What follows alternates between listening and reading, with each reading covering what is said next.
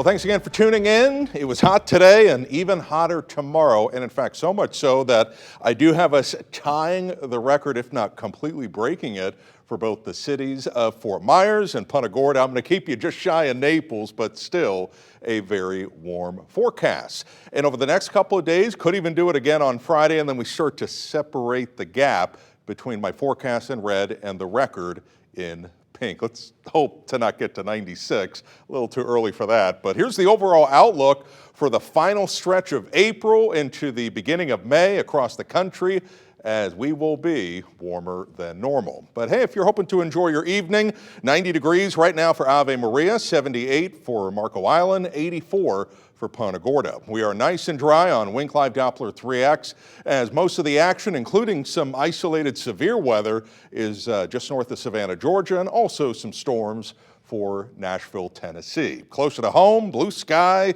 sunshine, very nice evening coming up with 60s into the beginning of tomorrow morning. So for this evening, if I were to put a number to it, about a 10% chance for a stray shower or two. Most spots are going to be dry all the way into the beginning of tomorrow morning. Lows in the 60s for Immokalee, Lehigh, and all the way towards Punta Gorda. If you want to do some boating, wonderful. Wave heights 1 to 2 feet, light chop with our water temperature near 80 degrees.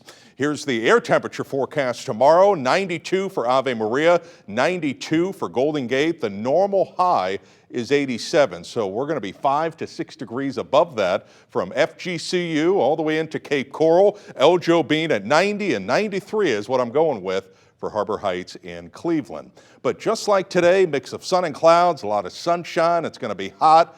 And then very late into the evening, it's nothing to get too excited about, but there is a small and limited opportunity for a pop-up shower or two. Then we hit the early part of next week.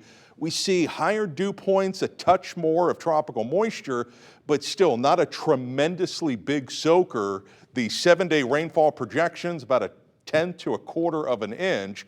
We technically need 4 to 5 inches of rain to get back to where we should be since the beginning of the year. And there's that beige number.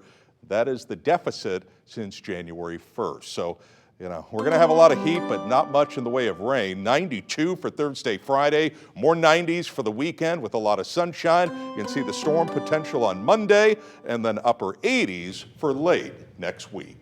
All right. Thank you very much, Matt.